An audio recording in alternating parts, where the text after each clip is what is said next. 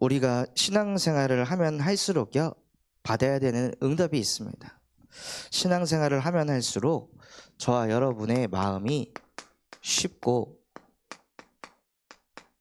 가벼운 마음이 되어야 합니다.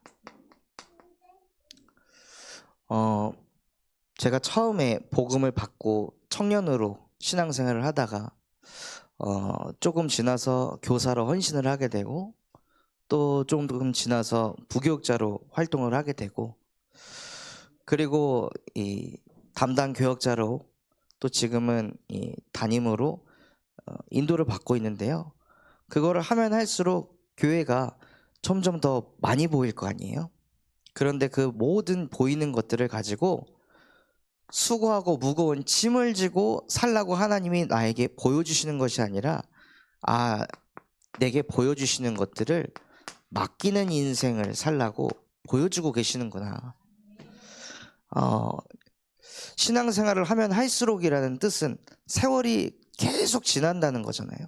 그럼 가정에서도 나의 위치와 포지션이 바뀌게 되고, 또 일터 현장에서도 우리의 위치가 바뀌게 됩니다. 그럼 그것들이 바뀌었을 때 하나님이 인생을 살아가면 갈수록 수고하고 무거운 짐을 지라고 주시는 것이 아니라, 더 수고하고 무거운 그 모든 것들을 나한테 맡기는 인생을 살아라 하고 하나님께서 저와 여러분에게 더 많이 맡길 수 있도록 은혜를 주고 계시는 것입니다. 그래서 내가 어떻게 할 수 없는 그 미래의 문제, 결과를, 응답을 내가 막 움직이려고 발버둥 치는 것이 아니라 맡겨놓고 누리는 인생 되시기 바랍니다. 그래서 내게 주어진 그 현장 속에서 하나님이 지금도 나와 함께 하십니다 라고 믿음과 신앙을 고백하면서 살아가실 때 나의 마음만이 가볍게 되는 것이 아니라 우리가 가는 현장을 가볍게 하는 전도자로 살아가게 됩니다. 지난주에 한 현장에서 이분이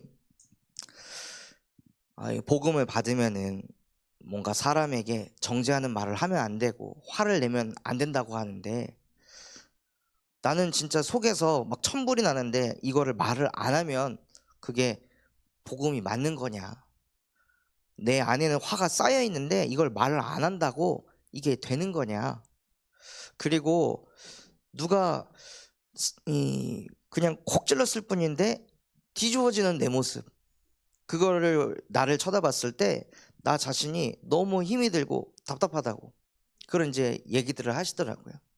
그래서 그 나를 콕 찔렀을 때 그 사람을 품지 못하고 받아들이지 못하는 나 자신을 보면서 수고하고 무거운 짐을 지고 눌리는 것이 아니라, 내가 이렇게 누군가 옆에서 콕 찔러도 품을 수 없을 만큼 이렇게 연약한 존재구나, 이렇게 부족한 존재구나. 그래서 그 모든 영혼들을 품기 위해서 십자가에서 자기 자신을 버리신 예수가 그리스도라는 것을 믿어야 되는구나 하고, 나를 쳐다보는 것이 아니라요, 나를 위해 십자가에 못 박혀 죽으신, 인류를 구원하기 위해 십자가에 못 박혀 죽고 부활하신 예수 그리스도를 더 바라보시면 됩니다 하고 메시지를 전달하는데, 그분의 마음이 쉼을 얻고 가벼워지는 거예요. 그래서 하나님께서는 저와 여러분에게 원하시는 것이 무엇이냐, 수고하고 무거운 짐진 자들아 나한테 와라, 내가 너를 쉬게 할 것이다. 그래서 오늘 예배하시면서 그리스도를 만나는 예배가 되시기 바랍니다. 이번 주에는요, 하나님께서 행하시는 일을 보라.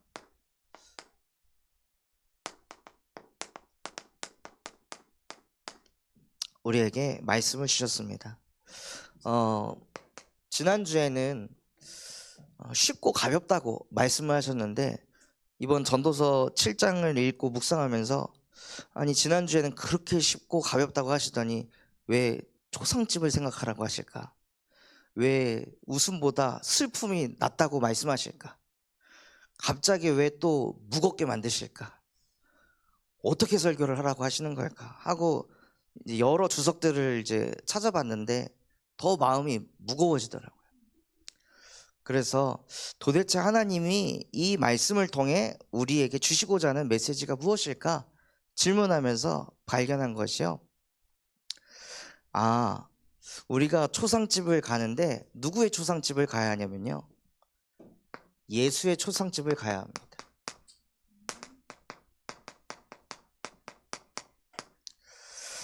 예수가 태어난 마국간을 가는 것이 중요한 것이 아니라요, 아기 예수를 만나는 것이 중요한 것이 아니라 예수님께서 초상을 치렀던 그곳을 가야 된다는 거예요.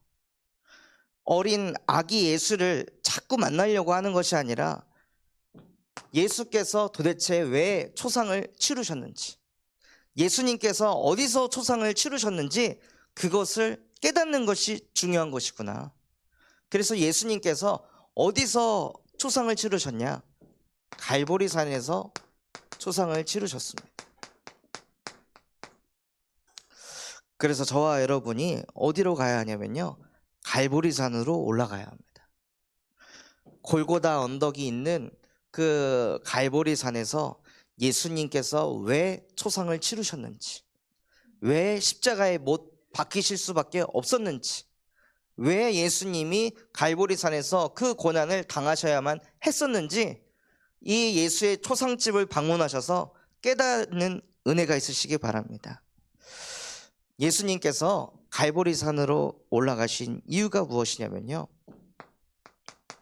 인간이 가진 원래의 나를 회복시키기 위해서 올라가셨습니다.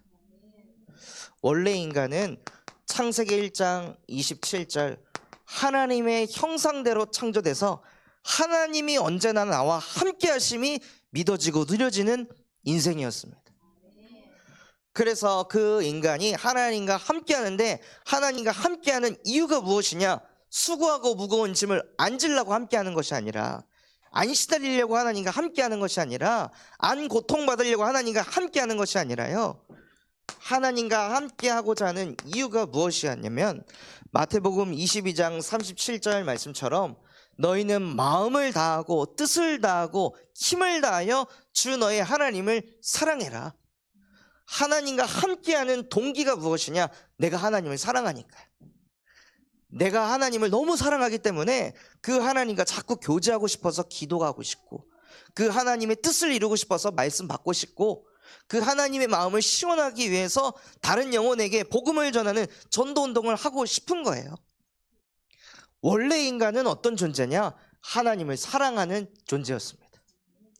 하나님을 사랑하기 때문에 하나님과 함께가 되어졌던 거죠. 그런데요, 그 하나님과 그렇게 사랑하고 함께하던 인간이 원래의 나를 잃어버리고 망가진 나로 살아가기 때문에 예수께서 갈보리산으로 올라가신 겁니다.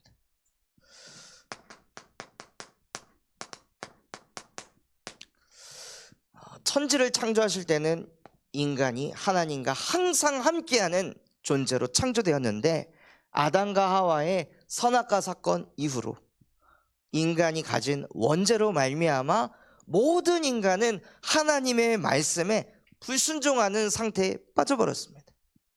하나님의 말씀을 듣기보다 사람의 말을 듣고, 하나님의 말씀을 듣기보다 내 속에 있는 내 생각을 더 따라가는 그 상태에 빠져버린 거예요. 왜냐하면요,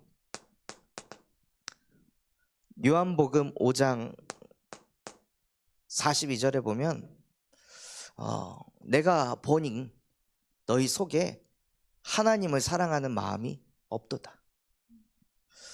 하나님을 사랑하는 마음 없이 예배하고, 하나님을 사랑하는 마음 없이 기도하고, 하나님을 사랑하는 마음 없이 하나님 떠나 있으면 수고하고 무거운 짐 져서 시달리니까 힘드니까, 그래서 나는 하나님이 필요해요. 이런 상태를 가지고 자꾸 하나님을 만나려고 한다는 거죠. 자녀를 키울 때 그 자녀가 부모에게 말을 듣는 이유가, 말 안 들으면 우리 아빠한테 혼나니까, 말 안 들으면 엄마한테 혼나니까. 그래서 말을 듣고, 뭔가 자녀가 말을 들을 때 말을 안 들으면 부모님에게 이거를 못 얻을까 봐, 못 가질까 봐. 그래서 부모의 말을 듣고 있는 그 자녀의 상태를 부모가 바라본다면 그 부모는 마음이 얼마나 안 좋을까요? 하나님께서도 마찬가지입니다. 수고하고 무거운 짐 지고 있는 거 보는 것도 힘들지만, 그거 내려놓게도 하고 할 수 있지만, 진짜 근본이 인간이 하나님을 사랑하는 그 근본이 바뀌질 않으니 하나님께서 이 땅에 예수를 보내신 거예요. 우리 안에 하나님을 사랑하는 마음 자체가 없으니까. 마음이 없는데 이걸 어떻게 무슨 수로 이걸 회복시킬 수 있냐 이거예요. 그래서 예수께서 십자가로 올라가신 것입니다. 우리가 예배를 해도 기도를 해도 결국에 다 나 안 힘들려고, 나 안 시달리려고, 내 자녀에게 문제가 온다니까, 이러면 경제 문제가 풀린다니까, 하나님과 함께하면 그렇게 불안하고 두려운 그 상태가 평안으로 바뀐다니까. 그래서 하나님을 나도 모르게 이용하고 있는 종교인으로 살아가고 있는 나 같은 인간을 구원하기 위해서요, 로마서 5장 6절에서 8절 말씀처럼 우리가 아직 경건하지 않을 때, 우리가 아직 연약할 때, 우리가 아직 죄인이 되었을 때 그리스도께서 십자가에 못 박혀 죽으심으로 하나님께서 우리에 대한 자기의 사랑을 확증하셨느니라. 우리가 하나님을 사랑하는 마음이 없으니 하나님이 우리를 얼마나 사랑하시는지 그걸 깨닫게 하시려고 십자가에서 보혈의 피를 흘리신 것입니다. 예수의 초상집을 왜 가야 하냐면요, 그 초상집에 가서 그 예수가 병들어 죽은 것이 아니라 나를 구원하기 위해서, 나를 구원하시면서 나에 대한 사랑을 확증하시기 위해서 초상을 치르셨구나. 그것이 깨달아지시는 은혜가 있으시기 바랍니다. 그래서 요한일서 4장 10절에 보면요, 사랑은 이것이니 사랑은 너희에게서 난 것이 아니요 하나님으로부터 난 것이니라. 그가 우리의 죄를 속량하기 위해서 자기의 아들을 보내심으로 말미암아 사랑이 무엇인지 증명하셨습니다. 저와 여러분이 진짜 나 같은 인간을 구원하기 위해 예수께서 갈보리산에 올라가셔서 십자가에 못 박혀 죽으시면서 나에 대한 사랑을 확증하셨구나. 내가 이 정도로 하나님에게 사랑받는 존재구나, 이 정도로 가치 있는 존재구나. 그걸 하시면서 하나님은 나와 영원히 항상 함께하고 싶어 하시는구나. 이것을 진짜 이 예수의 초상집을 통해 체험하시는 은혜가 있으시기 바랍니다. 그래서 갈보리산에서 예수 그리스도의 그 보혈의 능력으로 내가 얼마나 많은 사랑을 받았는지 그것을 깨닫고 그 초상집에 온 사람들을 예수님께서 감람산으로 인도하셨습니다. 그냥 십자가에 못 박혀 죽고 끝나신 것이 아니라 부활하셔서, 사도행전 1장 3절 말씀에 보면요, 예수께서 많은 여러 가지 증거로 자기 자신이 친히 살아계심을 나타내셨습니다. 나는 너희를 위해 죽었지만 너희를 위해 부활하였다.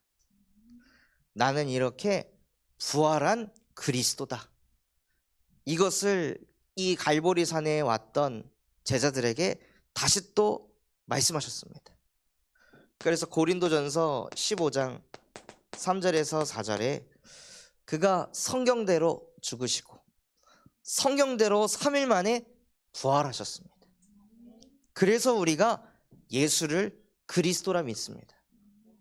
그분께서 이 일을 통해서 무엇을 하셨냐면요, 언약을 완성하신 거예요.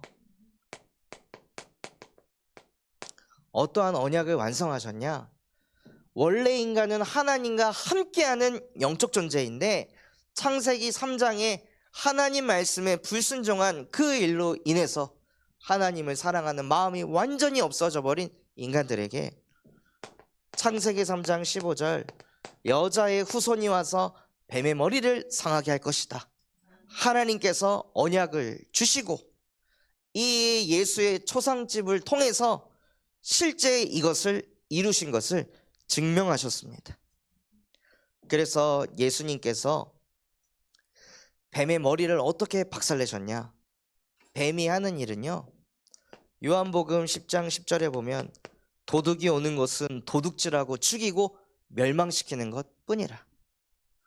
그런데 예수님께서는 그 죽음을 이기시고 부활하시면서 뱀의 머리를 박살내신 것입니다. 뱀은 그의 발꿈치를 상하게 했는데 그 상한 것이 무엇이냐? 십자가에서 죽으신 것. 그런데 그 죽음을 이기심으로 인해 예수가 바로 그리스도이심을 증명하셨습니다. 우리는 이 예수 그리스도를 믿는 하나님의 자녀입니다.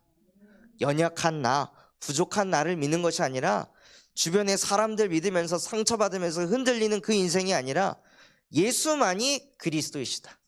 예수만이 내 인생의 구원자이시다. 나는 이것을 믿는 하나님의 자녀입니다. 라고 신앙 고백하시면서 살아가는 인생 되시기 바랍니다. 그리고 감람산에서 예수님께서 제자들에게 미션을 주셨습니다. 무슨 미션을 주셨냐? 아버지께서 약속하신 것이 올 때까지 기다려라. 그것이 바로 성령 충만이었어요. 성령의 충만함을 받을 때까지 기다려라. 그리고 성령 충만 받으면 땅끝까지 증인이 될 것이다. 그래서 우리의 미션이 무엇이냐면요, 성령 충만 받아서 현장에서 많은 돈을 버는 것이 중요한 것이 아니라 우리가 현장에서 돈을 벌고 현장에서 공부를 하고 현장에서 자녀들을 키우는 모든 이유가 세계복음화를 위해서, 땅끝까지 오직 예수 그리스도의 증인이 되기 위해서 저와 여러분에게 하나님이 미션을 주셨습니다. 그래서 그 미션을 붙잡고 마가 다락방으로 제자들이 인도받았습니다. 미션 붙잡고 바로 막 마음이 들떠가지고 전 세계 현장으로 그러니까 나가야 된다 하고 막 돌아다니는 것이 아니라 무엇을 했냐면요, 오로지 기도에 힘쓰는 응답을 먼저 받았어요. 그래서 정말 우리가 있는 각자의 현장에서요, 수고하고 무거운 짐지며 살아가는 것이 아니라 하나님, 이곳에서 나에게 마가의 다락방에 임한 주의 성령으로 나의 영혼을 충만케 하여 주시옵소서. 염려 충만, 걱정 충만, 시기, 질투 충만이 아니라 오직 성령만이 나에게 임하여 권능을 갖게 하여 주시옵소서 하고 우리가 있는 현장에서 오로지 기도에 힘쓰시는 그 응답을 누리시기 바랍니다. 그랬을 때 하나님께서 우리에게 성령 충만이라는 실제 응답을 주셔서 사도행전 2장 1절에서 4절의 응답을 주실 줄 믿습니다. 그래서 우리에게 오직 성령이 임할 때요, 하나님께서 우리의 수준과 상관없이 세계 선교를 이뤄가는 것을 보게 하실 것입니다. 그래서 오늘 말씀 제목처럼요, 하나님께서 행하시는 일을 보라고 말씀하셨습니다. 우리가 열심히 전도하고 열심히 선교하는 것이 아니라 하나님께서 행하시는 전도와 선교의 역사를 보라. 그래서 우리가 예수의 초상집을 다녀오게 되면 그 다음에는 어떤 응답을 받게 될까요? 예수의 초상집에 가서 예수 그리스도께서, 하나님께서 나를 얼마나 사랑하시는지 그것이 깨달아지고 부딪혀서 하나님 사랑이 회복되었다면요, 그 다음에 하나님이 주신 메시지가 무엇이냐? 너희는 서로 사랑하라. 어, 예수 그리스도께서 인간에게 새 계명을 주셨습니다. 가장 첫째 되는 계명은 내 하나님을 마음을 다하고 뜻을 다하고 힘을 다하여 사랑하고, 그 두 번째는 내 이웃을 내 몸과 같이 사랑해라. 그래서 어디서 사랑하시냐? 가정에서요. 하나님께서 가정에 먼저 부부를 만드셨습니다. 아담 혼자 있는 것이 보기 좋지 않아서 하나님께서 하와를 만드셨는데, 만드신 이유가 무엇이냐? 돕는 배필이 되게 하시려고. 부부가 서로의 부족한 거, 연약한 거 헐뜯고 뒤에 가서 뒷담화하고 그러라고 부부를 창조하신 게 아니라, 그 부부 관계에서 그 사람의 연약한 거, 부족한 거 서로 도우라고 창조하신 거예요.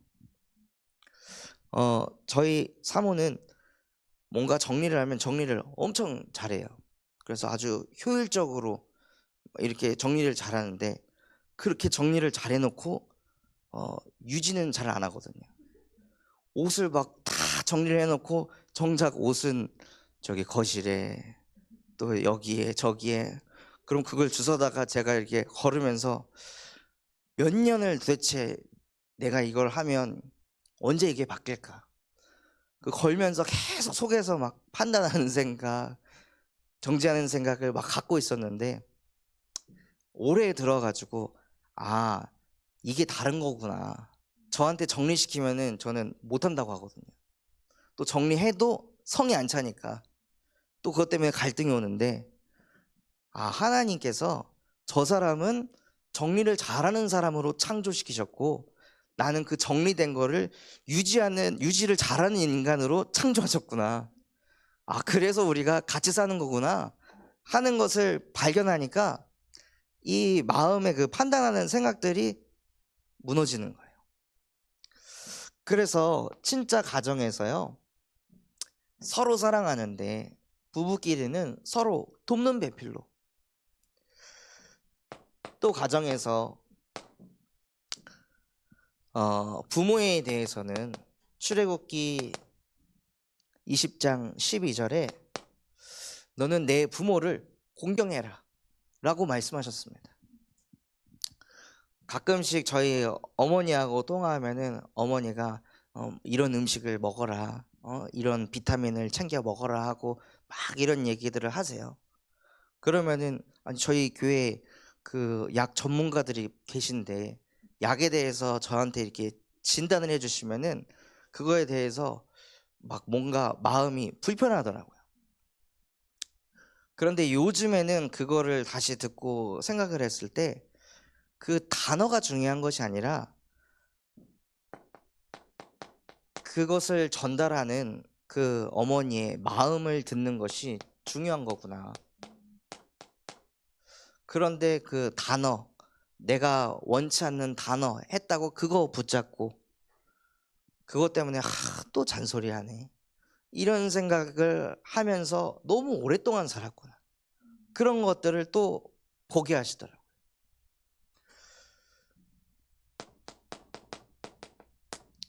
그리고 자녀에 대해서는요,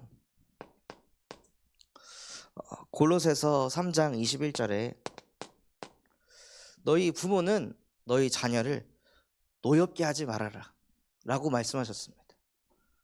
부모가 자녀를 화나게 한다는 거예요. 무엇에 자녀가 그렇게 화가 나고 열이 받을까요? 부모님들은 자녀의 모든 것을 다 안다라고 생각을 합니다. 학창시절에 한 4시간 5시간 동안 열심히 공부를 하다가 저녁 한 10시인가 9시쯤 돼서 머리가 너무 아파가지고 잠깐 이제 누워서 이렇게 쉬고 있는데, 그때 부모님이 들어오셔가지고 누워있는 제 모습 보더니 하고 그냥 방문 닫고 나가시더라고요. 그러니까는 막 너무 화가 나는 거예요.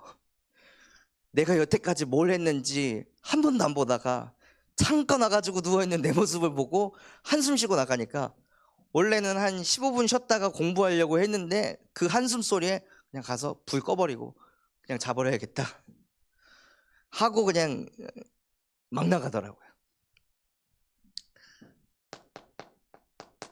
언제 그렇게 화가 나냐? 나의 인생의 단면만 보고 부모님이 나를 판단할 때, 나를 다 아는 것처럼 표현할 때, 그때 뒤집어지는 거예요. 그래서 진짜 자녀를 사랑한다면요, 판단하지 않고 그냥 있는 존재 그 자체로 축복하시고 사랑하시는 은혜가 있으시기 바랍니다. 또 교회에서 서로 사랑해야 되는데요.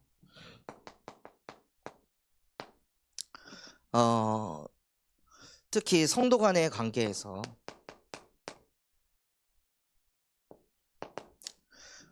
야고보서 2장 8절에 내 이웃을 내 몸과 같이 사랑하라고 했습니다.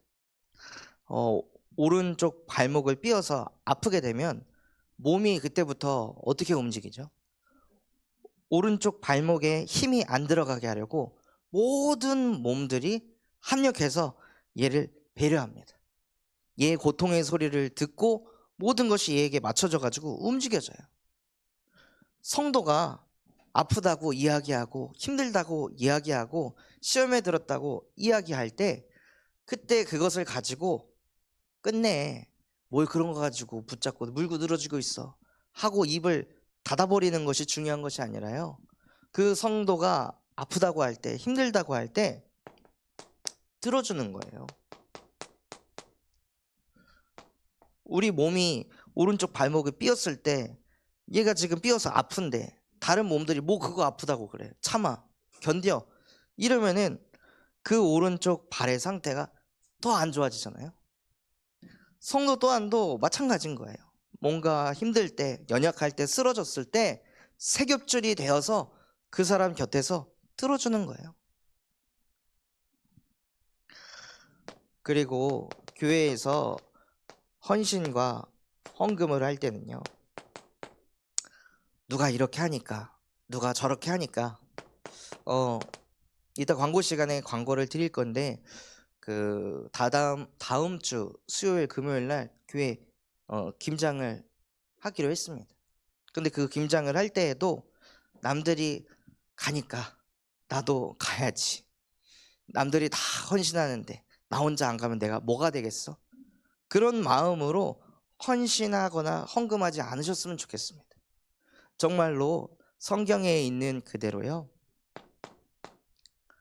하나님께 자원하는 마음으로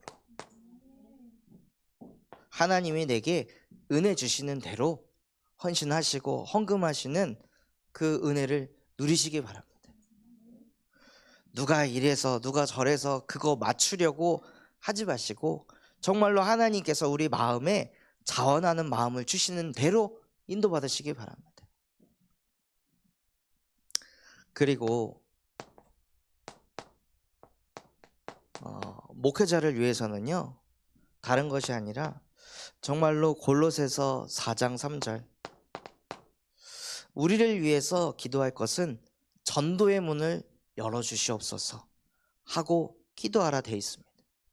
그래서 저를 위해 기도해 주신다면 다른 것이 아니라 정말로 저 목회자를 통해 전도의 문이 열려져서 많은 생명이 살아나게 하옵소서.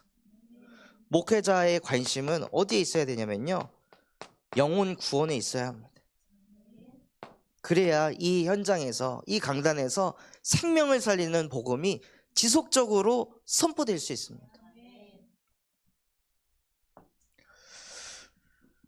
그리고 서로 사랑하는데요, 어디서 사랑하시냐? 전도 현장에서요. 하나님께서 우리 교회에 호남 복음화라는 언약을 주셨습니다. 우리만을 위한 교회가 되지 말고 호남을 살리는 교회가 되어라. 그래서 여수에 있는 장로님하고 소통해서 전남은 여수에서, 전북은 군산에서 책임지겠습니다. 그래서 정말 우리 가슴 속에 전라북도에 있는 모든 도민들을 가슴에 담고 기도하시는 은혜가 있으시기 바랍니다. 전라북도에 전도 대상자가 있다면은요, 군산 사람이 아니더라도 저와 소통해 주셔서 정말 복음이 필요한 현장에 있다면 어디든지 함께 할 수 있도록.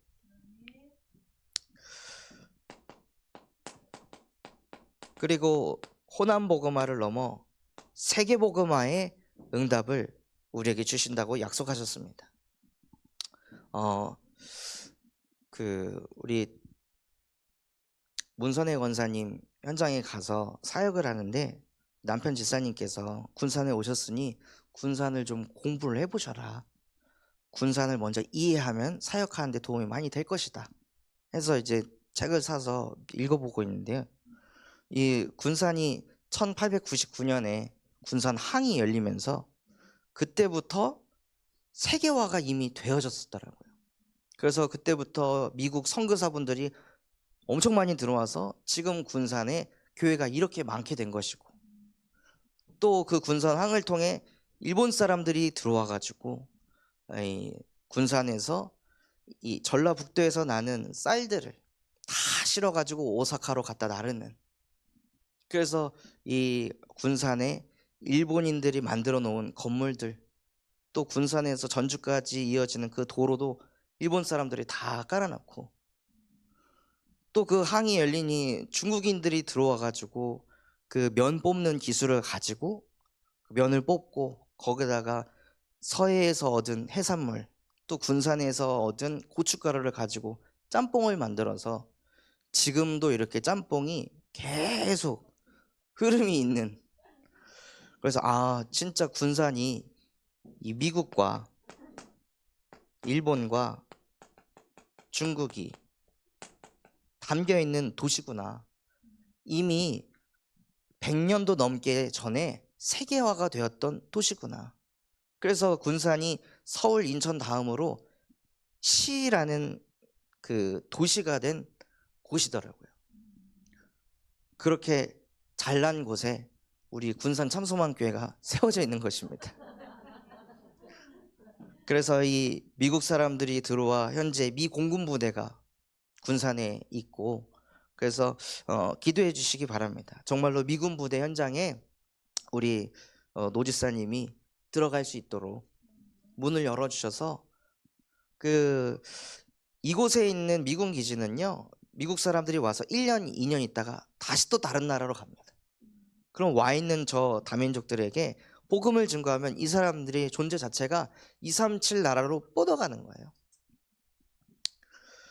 그래서 기도해 주시고, 정말로 우리 후대 복음화를 두고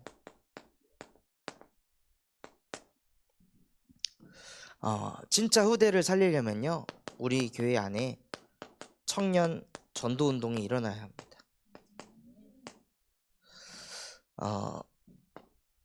우리가 후대들을 사역을 할 때에도 진짜 우리 청년들이 든든하게 일어나 있어야 그 아이들의 정서도 이해하고 공감하면서 그들과 또 함께하면서 나와 함께 하신 예수 그리스도의 복음을 전달할 수 있습니다. 그래서 청년들이 일어나야 전 계층이 살아나고, 청년들이 일어나야 청년의 찬양의 문화도 살아나고, 청년들이 일어나야 미래의 이 중직자의 일을 감당할 수 있습니다. 그래서 진짜 우리 청년들이 일어날 수 있도록 기도해 주시기 바랍니다. 이번 주에는 하나님께서 행하시는 일을 보라 말씀을 주셨는데요. 뭐라고 말씀하셨냐? 죽음이 출생보다 낫다.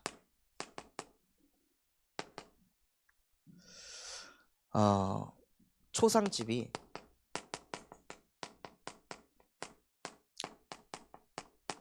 잔치집보다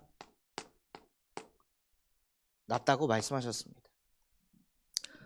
많은 그 주석들은 초상집을 가면은 과거를 되돌아보고 죽음 앞에 섰을 때 지금 내가 하고 있는 고민들, 생각들이 얼마나 헛된 것인지 그것들을 깨달을 수 있으니까 초상집을 가야 된다. 잔치집을 가면 괜히 마음이 들뜨고 붕뜨고 또 잔치하는 사람들 보면 시기하게 되고 질투하게 되니까 잔치집을 가기보다 초상집을 많이 가라, 이런 식으로 그 주석이 나와 있더라고요. 그래서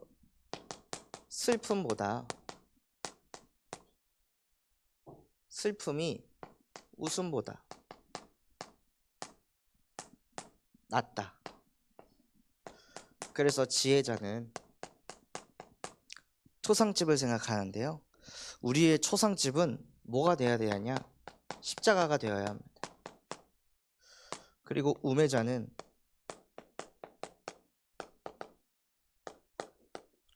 마국간을 생각하는, 그래서 정말 우리가 지혜를 가졌다면요, 그 육신적인 그 초상집을 생각하는 것이 아니라 예수의 초상집을 생각하는 지혜자가 되시기 바랍니다. 또 성경에서 보다 나은 것이 있다고 말씀하셨는데요, 일의 끝이 시작보다 낫다. 그래서 항상 일을 마무리할 때 잘해야 한다 라고 많은 어른들이 말씀하시는 것처럼, 일을 마무리를 질 때 대충 하는 것이 아니라 정말로 누구보다도 성실하게, 그리고 참는 것이 교만보다 낫다고 말씀하셨습니다. 그러니까 남을 판단하고 정죄해가지고 그 사람 마음을 무겁게 하는 것보다 차라리 말을 안 하는 것이 훨씬 낫다. 또 옛날이 오늘보다 나음이 어찌미냐 라는 말씀이 있는데요,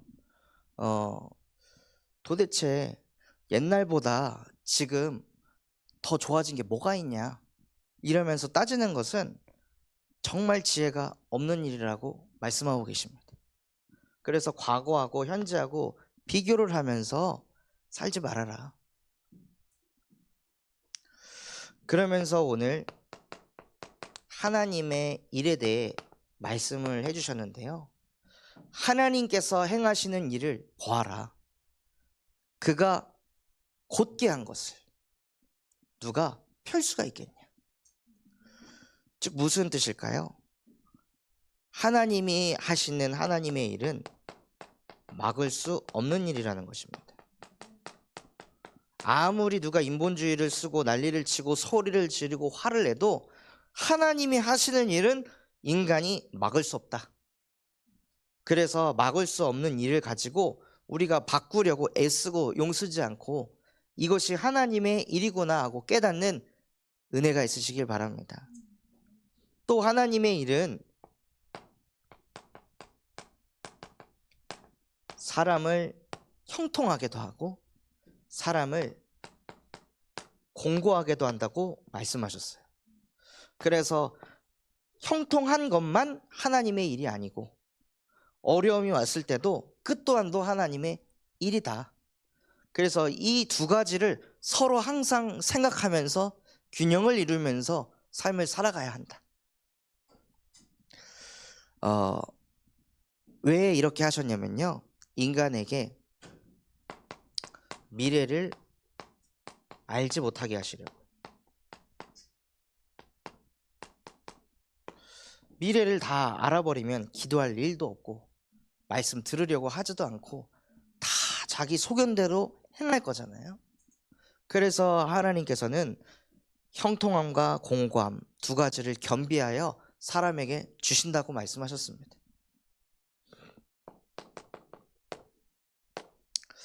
그래서 결론으로 저와 여러분은 보여지는 일, 눈에 보여지는 일만 보면서 따라가는 인생이 아니라 하나님이 하시는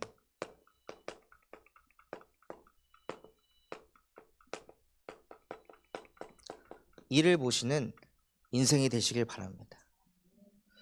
그래서 눈에 보여지는 일에 막 마음이 무겁고 수고하고 무거운 짐지는 것이 아니라 그 보여지는 일 뒤에 숨겨진 하나님의 역사, 하나님께서 무슨 일을 지금 행하고 계시는지 그 영안을 열고 그 하나님의 일을 보고 참 평안 누리는 인생 되시기를 예수 그리스도의 이름으로 기도하겠습니다.